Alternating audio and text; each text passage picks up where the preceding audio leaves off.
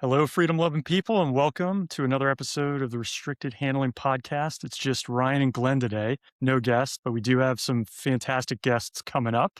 Glenn's just back from a pretty big trip, which we'll talk through on Serbia. There's a lot going on in the world. We're just coming out of some really significant speeches in Davos. In particular, President Trump put on a show, talked about Greenland, France, Canada, host of other topics. China was fairly quiet, I would say, at Davos, which was interesting. But Greenland seems to be front and center these days. We also wanted to chat about the passing of Aldrich Ames, which I thought I'd get your take on in a little bit. Glenn, welcome back stateside. Hey, Ryan. How are you? Great. How's everything out on the West Coast? It's good. It's sunny. It's warm, but getting ready for a trip over to Europe soon. So Nice. going over to the cold. Well, we talk about geopolitical events. Washington is getting ready for a big snowstorm, That's right. which usually when we have that happen, like there's no snow at all. And all the kids are depressed because they have to go to school on Monday. They were all dreaming. Remember when we were kids dreaming of like the school being closed? But Oh, yeah. yeah, what were we talking about? Anyway, yeah, crazy, a lot of stuff going on. Very active week. President was in Davos. A lot of the other world leaders. It's interesting you mentioned like the Chinese being relatively quiet. I think this is their plan now to present themselves as the acceptable, sane people. You know, the president's speech got a lot of attention. Greenland, of course, has gotten a lot of attention. Not a topic that, I think I said in one of these podcasts, imagine you were the one analyst doing Greenland in the intelligence community, and then President Trump came to office, and all of a sudden this topic became very big. So you're pretty busy and pretty That's popular. right. And That's right. you're in demand. But as I've tried to remind some people, there were a lot of warnings about security in the Arctic and the growing threat in the Arctic. And I would say that a lot of people just ignored it. And so the president has made this a huge issue from the time he came into office. And it's very interesting to see like what will happen now. I was glad that he said in Davos, we're not going to take it by force, because I don't think most Americans want to go to war with Europe over Greenland. And hopefully that will calm things down within the NATO alliance and with our European allies, because they are allies. But it's also spurred some of those European countries to deploy troops and take some steps which they were not taking before. And so maybe there's a method to the madness. I don't know. I think if that's the goal, it's working. Like they're spending more, they're more engaged, if that's the goal. Question for you, Glenn, and I think it's worth pointing out, right? We kind of evolved on Greenland from anything is on the table to, okay, we'll take force off the table. And even purchasing it, I think, has been walked back a little bit. And now it's more in a NATO security guarantee type perspective. In your estimation, how do we get to that? Trump seemed really set on like, I'm taking this. I feel like somebody walked him back. Any thoughts on that? Well, one, I mean, there's one theory is he never really planned to use force to take it back. In fact, Just the art of the deal. yeah, I mean, kind of maximalist demands, get attention, rattle the tree. Because again, some people would argue, and I'm one of them, that, our European allies kind of just kept putting this off and, talk to the hand. During the first Trump administration, President Trump warned the Europeans on a number of issues, including stop doing business with Russia, stop doing business with China if you want us to help defend Europe from those threats. And many of our European allies, not all of them, but many of them, ignored that. And they continue to do business. And the Greenland issue, there were experts, specialists that were focused on the Arctic, and they were saying this is becoming a serious security threat for NATO and for the United States and members of the alliance. And I'm not sure much was done.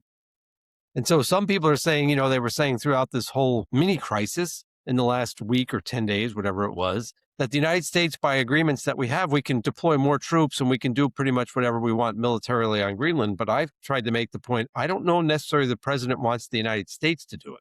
I think there's a sense here among people in the this administration, that the United States can't keep doing it, right? Other members of NATO need to do it.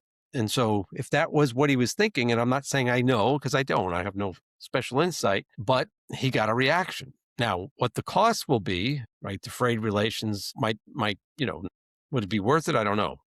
But hopefully our alliance is deep enough that we can go through these. And by the way, the NATO alliance has gone through other crises as well. The French left, came back in. We have Turkey and Greece, members of the alliance, which are, we've had very difficult relations over the years. The Greeks left, they came back in. NATO expansion sometimes has been contentious. We saw with Sweden and Finland. Some countries in the alliance were against that initially. They had objections, and we worked it. We worked it out, and we went through it, and it got done. So I'm hopeful that the European Atlantic Alliance will not deteriorate. And I think probably the most upset person in Davos yesterday when Trump gave his speech was Kirill Dmitriev, who was egging on social media, egging on basically an end of the transatlantic alliance. I think the Russians are dreaming of that. Oh my gosh. 4 years ago, could they have said, like, the thing that's going to end the NATO alliance is going to be a fight over Greenland? Yeah, no, I doubt that any analyst in the Kremlin or in the Russian, like the SVR or the GRU, made that assessment. Yeah. Right.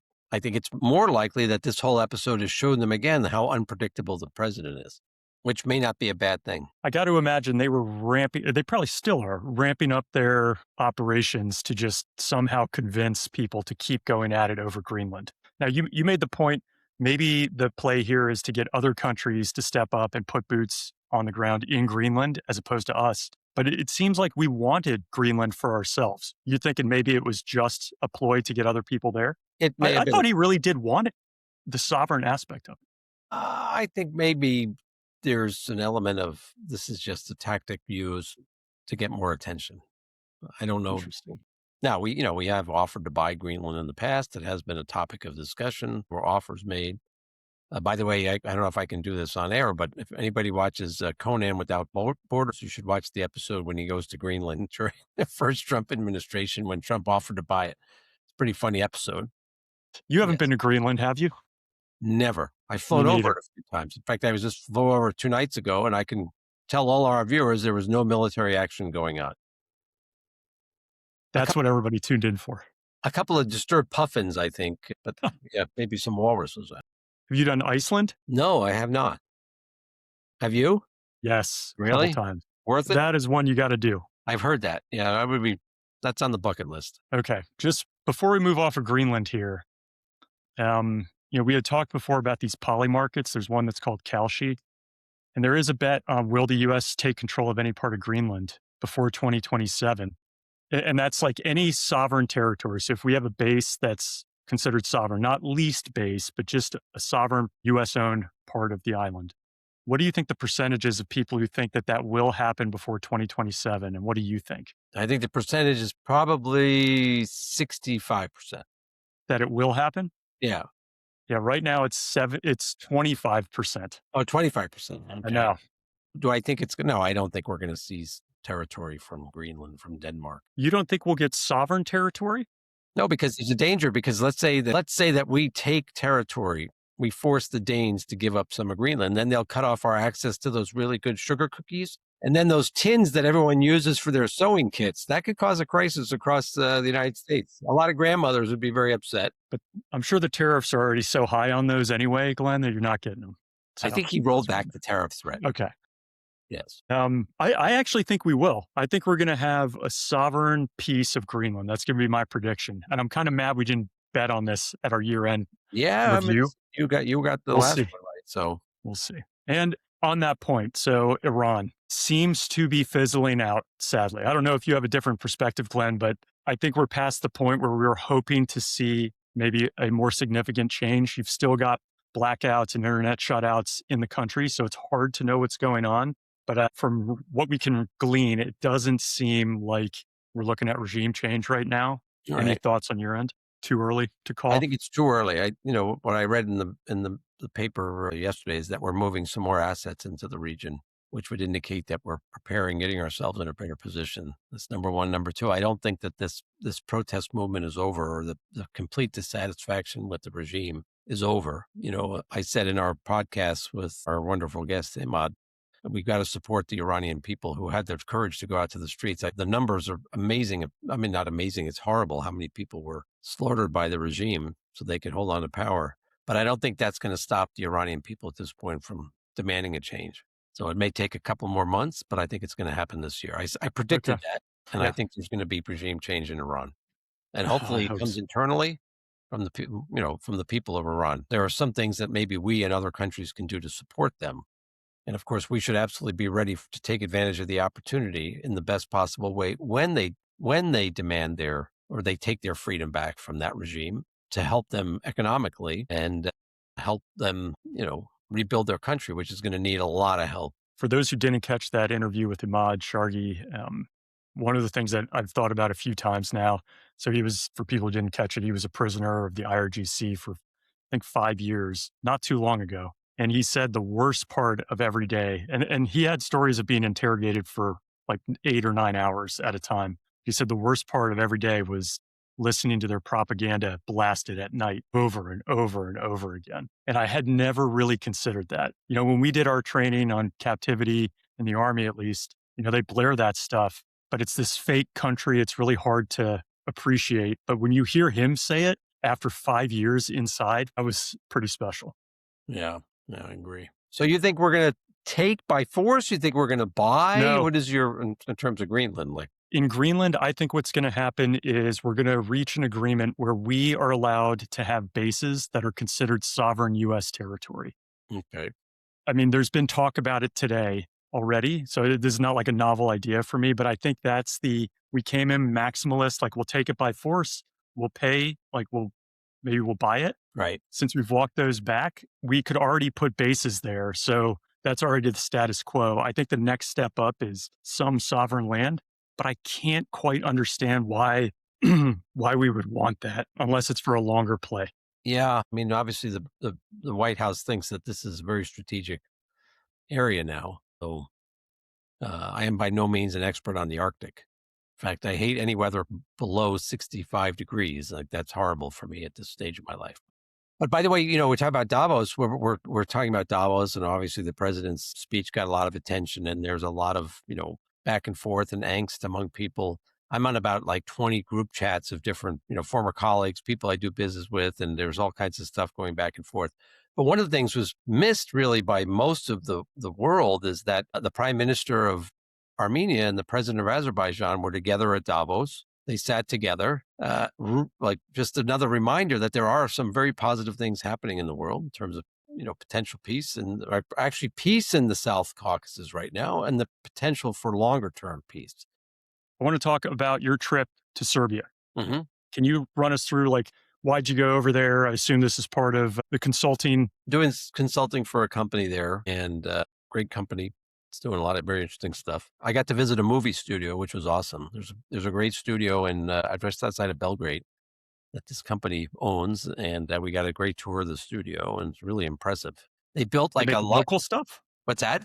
They make local shows, or they make local shows, but they're open for business. They're looking for U.S. companies to come and documentaries or TV series. I won't name some of the companies that they're looking to engage with on the podcast, but big names in the U.S. So they're actually, the government of Serbia is offering very good subsidies and conditions for foreign companies to come make films in Serbia. And it seems like a pretty state-of-the-art facility they built. They have an outdoor area. They recreated like an old Soviet town, which was kind of eerie to be in. Interesting.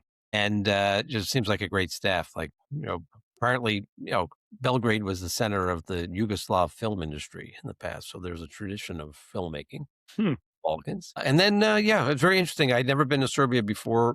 I've had a lot of Serbian friends over the years, and this was a great opportunity to go see a country that I wanted to see. The Ministry of Defense that we bombed in 1999 during the NATO operation there, during the Milosevic years, is still burnt, bombed out, sitting empty. Serbia itself, and by the way, we're going to have a guest on the next podcast to talk about this, former U.S. ambassador to Serbia. So he'll do a much better job of talking about some of the nuances and complications of the governance in Serbia and regional politics. The people of Serbia are kind of caught between East and West, Russia and NATO, the European Union, the U.S., and it's really like very interesting country and very interesting dynamic and great food. Great food. Okay. I went into a restaurant. I ordered they have this thing. It's like the Balkans in Germany. It's like the grill teller. I don't know if you remember when you lived here. But I ordered, as I said, in Serbian, like the small size. So I ordered the small meat plate, and it was like stacked like this. Is that the picture you sent me? Yes. Yeah. Yes. It was pretty good. Hey, how come they left the Ministry of Defense repaired? Oh, interesting story. Without going into great detail, there was a plan by some Americans connected with the Trump administration to invest and rebuild that facility and build it into a mall, like not a mall, like a business center. And I think they had all the financing lined up and everything. And then somebody started a media campaign to undermine that. And it basically, there was articles written in U.S. Western papers, Serbian papers that were attacking the idea and appealing to the more nationalist Serbians. This is a national landmark, and how can we let Americans, rebuild it after what they did? And whoever was behind this, and I think there's suspicion that the Russians were behind it, they killed the project. And it's kind of sad because my understanding was it would have been pretty good for people of Belgrade. So Yeah, you sent me a picture of it. I mean, looks like it was hit by a missile. it was, yeah, completely destroyed. All right, let's stay on the topic of Russia then with this. Aldrich Ames passed away in early January of this year. And I would be super interested to get your take just for background for people who don't know him as well, which hopefully you don't, but certainly folks from our background are well versed in what this person did. But former CIA officer for decades who ended up spying for the Russians. So many case studies that came out of this. He was able to successfully spy for almost 10 years, mid 80s to mid 90s. Soviet Union and then Russia. I mean, lots of stories about him having Jaguar that should have raised attention, like his vehicle was not commensurate with the pay that you make at the agency, certainly at the time, the suits he had, why he was recruited. But I mean, Glenn, you lived a lot of this. Like, what do you remember about Aldrich Ames? Well, when in 1994, when he was arrested, there was obviously a lot of angst in the intelligence community and the U.S. government. And at the time, I was working for INSCOM for the Army, and I'll never forget it. There was a lot of angst and a lot of sensitivity and a lot of finger pointing. Who missed this? What went wrong? How can this have happened for so long? I mean, it wasn't pretty. I always found it ironic that at the time we were giving Russia a large amount of money to stay afloat, economic assistance, aid, and like USAID was inside of Russia. U.S. government was providing loans, all kinds of money, and they were using that money to pay one of their top assets. Now, of course, he was recruited. He volunteered, by the way. He volunteered Yes. to work for the Soviets during the Soviet period before the collapse of the Soviet Union, and he continued even after the collapse of the Soviet Union. So, I'm not going to go into too much detail on like how that impacted me personally or some of the things that we were doing. But I will say it was a very traumatic experience for a lot of people. He killed a lot of people. He resulted in the execution of a lot of Russians and Soviet citizens. He caused major problems for people who were not guilty of anything. There's some horrific stories about him getting it wrong and telling his handlers that somebody was working for the Americans when they weren't. And unfortunately, he wasn't alone. I mean, there were some other very serious cases, the Hansen case, FBI senior special agent, Nicholson case. So there was a whole litany. And one of the other things is ironic in my assessment in the late 80s, or let's say the 80s and 90s, our program against the Soviet Union was very effective. There's a great book everybody should read. It could read. It's called, I think it's called Spy Handler. It's written by a guy by the name of Victor Cherkashin. He was a KGB officer, then an SVR officer. He served multiple times in Washington, and he handled Ames. And he handled Wow. the Hansen case and the Walker case. And I always encourage people to read that book because he handled some of the biggest espionage cases that the Soviets had and the Russians had. But he also, when he went back to Moscow at the end of his career, he was kind of pushed aside. And he didn't get a lot of credit for what he thought he did. If you read his book, he kind of talks about this. And my understanding is the reason was because the KGB leadership and then the SVR leadership did not want people to know how badly they had been penetrated by the U.S. intelligence community. And I'll take a moment to say that at that period, when I came into the intelligence community and in the late 80s, we had some really great officers that had really learned the art of espionage and how to run cases. And later on in my career, I got to work with some of them, work for some of them, and learn from them. They were great mentors. They were great, great people. we'll try and get at least one of them on the program who was like a master, like when it comes to espionage, like classic, just, espionage cases. Spy handler and he was my boss at one point overseas, just great guy, great leader. And, they just, we knew the business really well. So it was, to be part of that was, on the one hand, I was very proud or like honored to work with those people. On the other hand, many of them were personally impacted by what Hansen did and burned by what he did. And there's nothing worse, I will say, this is what I learned in my career. There's nothing worse than betrayal. To have one of your colleagues betray you, right? Someone betray you. There's nothing worse in my career. Everything else I went through, and you go through a lot, nothing was more painful than the idea that somebody that worked with you, that you may have been friends with, you may have eaten Yeah. with in the cafeteria, you may have hung out with on the weekends, betrayed you and the values that, we were supposed to be protecting. I have no inside knowledge of him and what he did. So everything I'm about to say is just from, open source, but looks like he was responsible for at least 10 deaths of very high profile Russian cases, Soviet cases, who'd been working with us for years. He had several overseas tours, looks like a few places around the globe, not great personnel reviews. Like, he wasn't the greatest officer. His father was also somewhat of a not great officer as well. Drinking problem. He had a wife with really expensive tastes. He was really in it for money, is what it came down to in the end. And you said he volunteered. I mean, it sounds like he walked into the Soviet embassy in DC and was carrying bags of information with him and getting paid thousands of dollars, which amounted to a lot at that time. Yeah. And he spent it. Yes, he did. And, like when people say he was a bad officer, I don't know. I never worked with him. And so I don't know. And I always am very hesitant to say someone was a bad officer, a good officer. But if you look at the case, like what his motivations were and why he did what he did, one of it was money. He needed money. He wanted money. Part of it was pressure, I think, from his second wife. So Rosario was the second wife. Yeah. I think she had, fine taste. She wanted nice stuff. It's interesting if you look at the pressure he was probably under in the organization to produce, the pressure to living in Washington, the cost of living, as a government employee.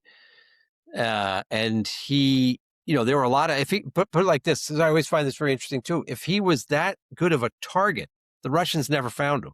The Soviets didn't find him. He went to them, right? Yep. So, and if you read Chekarshin's book, it's very interesting because he said, listen, the Americans talk about how bad this guy was, but he was my asset. He was very good. He was a smart guy. He was capable. So it's interesting to see it, put yourself in the other side's shoes, which I always try to do in my career, like try and understand their perspective. But he cost the lives of, like, he killed people. He had blood on his hands. And of course, he betrayed the country, and that's unacceptable. And, people probably get mad at me when I say it, but I feel sorry. Well, I mean, I feel sorry for his family. I feel sorry especially sorry for the people that he betrayed. Yeah. Actually, on that topic, we may have talked about this in the past, and I know you've probably read this like 4 times, Glenn, the Sword in the Every Shield. American should read that. So I just started. So for people who aren't watching, you're just listening. This is The Sword and the Shield, the Matrokin Archive, and the Secret History of the KGB. The reason I'm bringing this up, I mean, it's a massive book for people who can't see it. And I'm sure you know it inside and out, Glenn. But this is a KGB officer who worked in their archives and brought all this information out. A new book in the last few months just came out called The Spy in the Archive, which is about Matrokin. So I just started reading it. Fascinating book. And I'll put The Spy Handler on next when I get done with this one. I hadn't heard of that yet. But for people who do enjoy this, like, I would recommend this book. It's very well written. I'm probably 10% in, but it's really good. In the case of Matrokin, what's interesting for our viewers, those of you that have employees, think about this. Matrokin was kind of mistreated by his leadership in the KGB. He decided one of the avenues to getting somebody to betray their country or their organization is vengeance. He was angry about the way they was treated, and they assigned him to a job in the archives of the KGB, which was like the lowliest of low jobs. He had been an operations officer.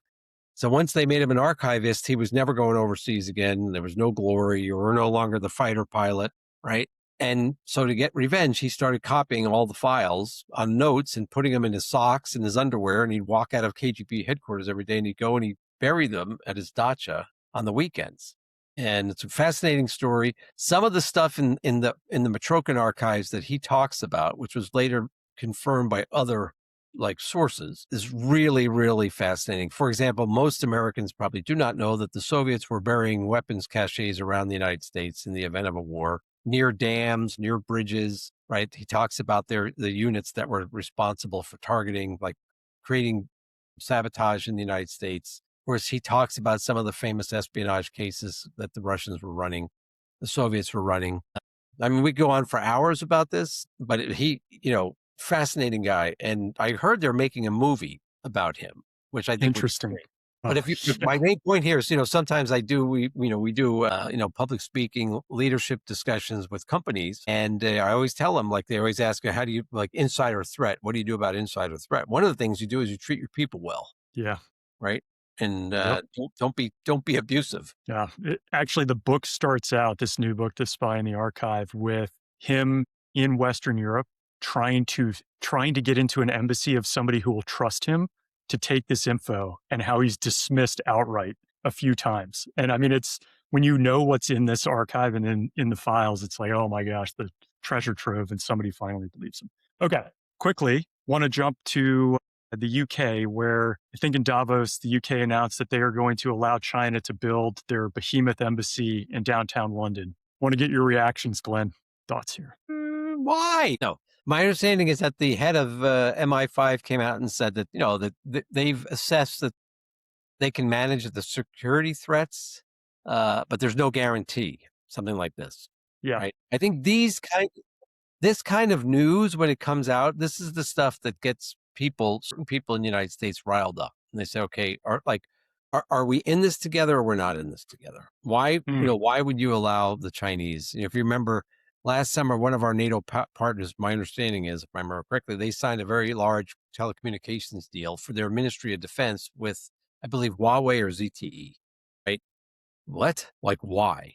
Now, it's the United Kingdom is a sovereign country, and apparently they did all the assessments and they think they can manage the problem. Although, what I read in the media is that this facility is right next to a number of communications cables and, important, but yeah. I'm going to take us the out of. British have much more experience with espionage than we do and counterespionage. You're saying that in a positive way? No, they do. Like, okay. They were considered the masters, by the way, for many, many years. So maybe they got this under control. I hope so. I don't know if it's a spicy take on my side. I am not that apprehensive here of them doing it. Like, I would agree that it's probably a manageable risk. Is it great? No. But I would assume, like many places, they're making this because they're deciding on this because it's some type of commercial incentive or business deal on the back end. It opens doors for them with China. And I feel like right now, countries are really pushing for almost every person for themselves right now. So if this gives them maybe a more gracious foothold with China, I guess you give it away. And you just have a whole lot of surveillance posted around that place and listening devices. I don't know. Yeah, I mean, again, um, we used to have a saying, there are no allies, right? There may be temporary partners and stuff, but the British have to do what the British think is good for the United Kingdom, and they should remember the United States can always have to do what's good for the United States.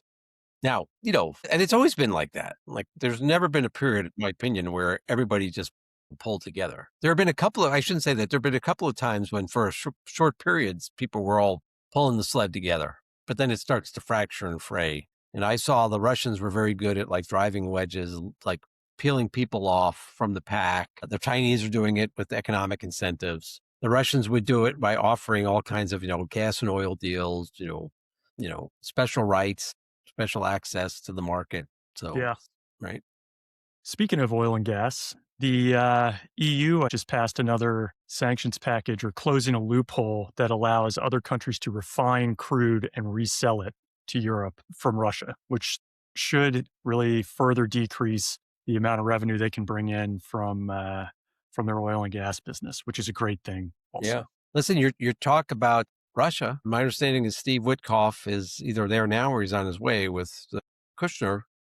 And Witkoff told the media that the Russians asked for this meeting. So there is some speculation that the Russians are going to, or I mean, there's no doubt they're going to respond to the peace proposal that has been worked on by the U.S., the Europeans, and the Ukrainians for a couple of months now. So we may have some very interesting news coming in the next couple of days.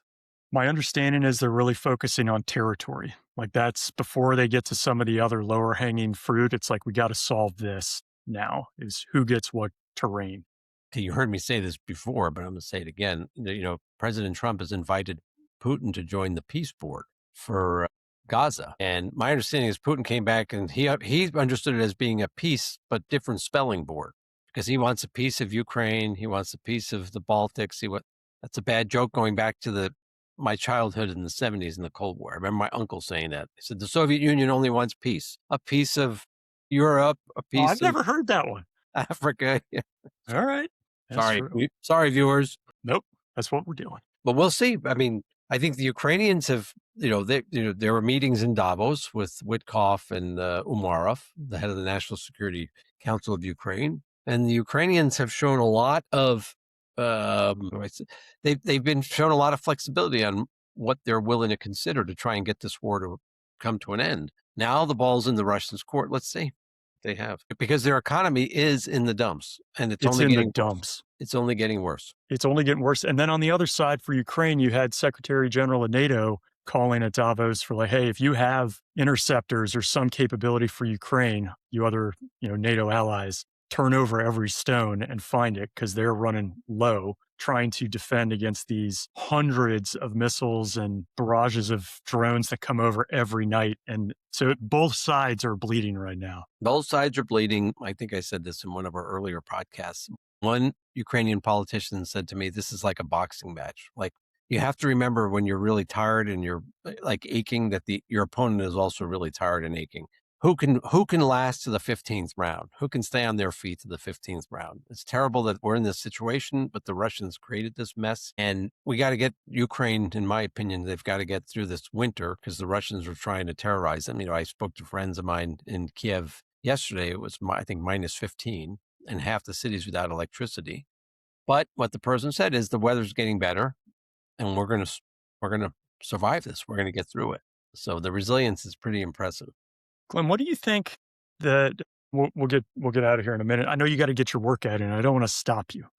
But we talked about the Matrokin files and some of the information about pre-positioning weapons in the U.S. What do you think Russia's doing in Ukraine right now in some of the contested territory that maybe they don't have? Or what might they be doing to set the groundwork for once peace is established, right, for their own operations? Yeah, I wouldn't say that we're going to have peace. We'll probably have a ceasefire, right, and an end to the conventional warfare that we've been seeing.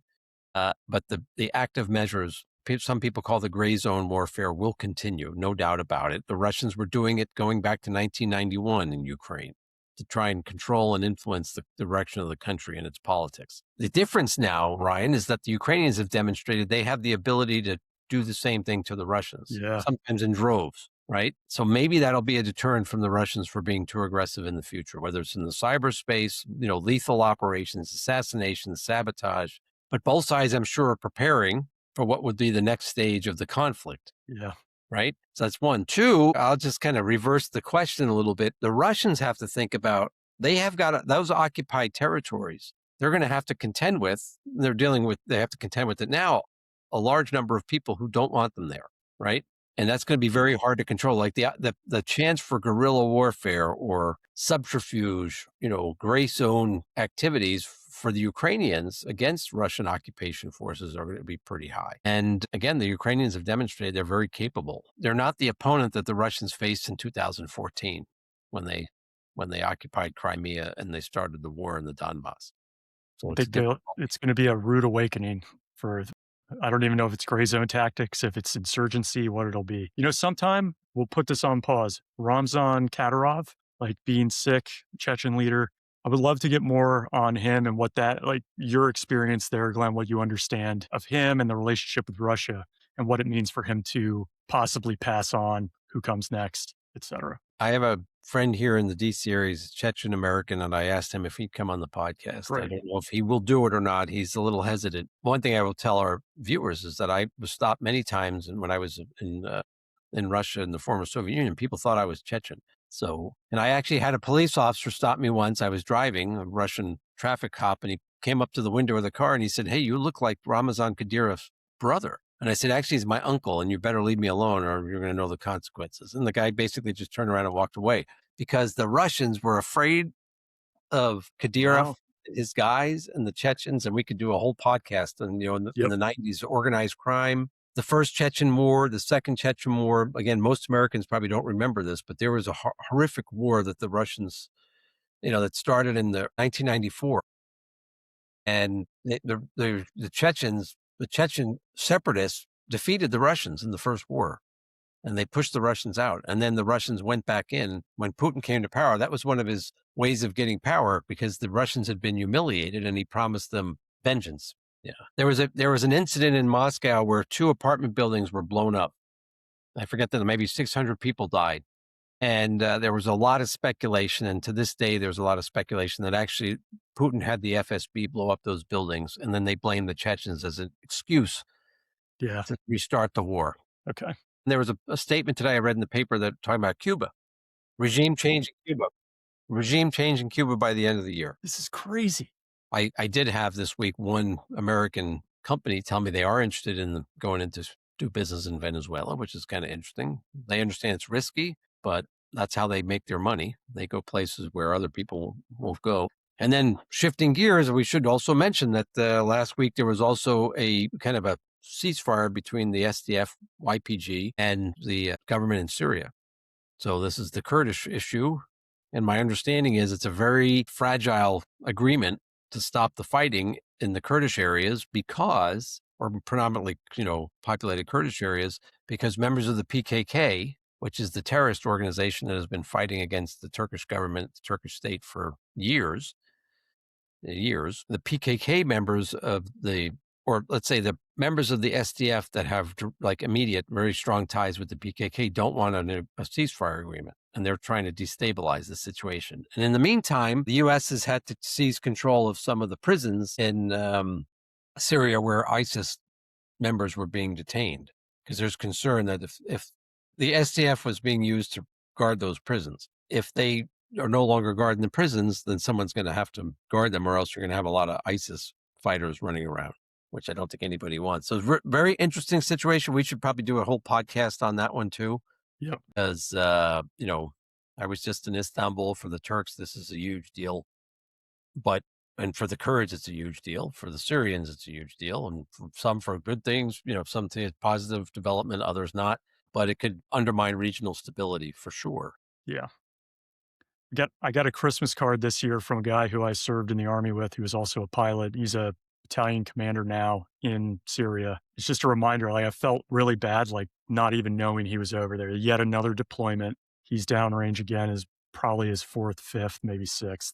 So we still got troops there, like you said, guarding the bases. We lost, Yep. I think 2 soldiers to an ISIS attack. And then That's right. the administration, I think there's probably 70 targets struck by the U.S. military in response to that. So, the CT threat is not over by any means. Maybe the last thing I'll put on people's radar that's going to come up in the next 2 weeks potentially is a snap election in Japan. We don't often talk about Japan, but just because Sanai Takaichi as a leader there is so polarizing with China, you have to imagine China is about to go into overdrive to somehow sort a different leader in Japan during this process. So that's one people should keep an eye on. If it happens, it's a potential snap election. It could happen early February. Which is very important, right, for the U.S. economy. I mean, the trade ties with Japan, and Japan's a Yep. major ally for the United States and Asia and the Pacific region. So, yeah, definitely need to watch that. All right, Glenn, you go get your workout in, get buff, What are you doing? rest up. Yeah, I know that buff is not a word that's going to ever be associated with this guy anymore. What are we doing? My oldest is heading back to college, so we got to get him out the door, and then I'm heading off to Europe for some work trips. I understand it is pretty stinking cold in Europe right now, so it's been a while since I've been in that kind of weather, so I'm getting ready for that. Well, the Russians have a saying, there's no such thing as bad weather, only a lack of vodka. In your case, maybe a lack of beer and schnapps. I don't know. That's right. So Is that a saying that they have? Yes, it is. That's a good one. All right. Yes, it is. So not encouraging people to drink, but stay warm. That's right. So listen, have a great trip. Have a safe trip. Europe's beautiful. I mean, you and I both had the opportunity to live there in different countries. I lived in Belgium. My father was stationed there in the army. I lived in Germany. I served in Germany and Bavaria, and it's like paradise. Yep. For all our European viewers, I think we had one when we looked. We had at least one person in Hungary. That's right. I'm pretty sure I know who it is, but maybe he can get us 2 people in Hungary, and maybe a couple other people in Europe, and we'll grow our followership in Europe. With all the back and forth, I just say this: we have a lot of great friends in Europe, and they are allies. And sometimes allies don't agree on stuff; they don't get along. I have 4 brothers. We fought about a lot of stuff, but I still love them all, and we're still brothers. And if somebody ever threatened one of us, I think the other ones would all come to their aid. I hope so. And you, Ryan, if anyone threatens you, I'm that sword hanging on my shelf. I'm coming to help you. You're using it? All right. I like it. I don't think it comes out of the sheath, but that's another story. That's all right. Blow to the head. All right. Thank you, everybody. Y'all stay safe. And I'll see you next time. Okay. Ciao. Thanks for listening and being a part of the RH community. Would you like to receive the same daily intel brief that Glenn and I read? You can get it at restrictedhandling.com. We've curated what we consider to be the most relevant and reputable sources on all things international security, geopolitics, military and intel ops, and economics and sanctions, focused exclusively on Russia, China, Iran, North Korea, and the Middle East, to include accompanying podcasts for Russia, China, economics, and spy stories. Just head to restrictedhandling.com, enter your email, and you'll get the daily briefs that Glenn and I both read, and you can leave comments and questions that we can respond to. Thanks again for listening. Stay safe.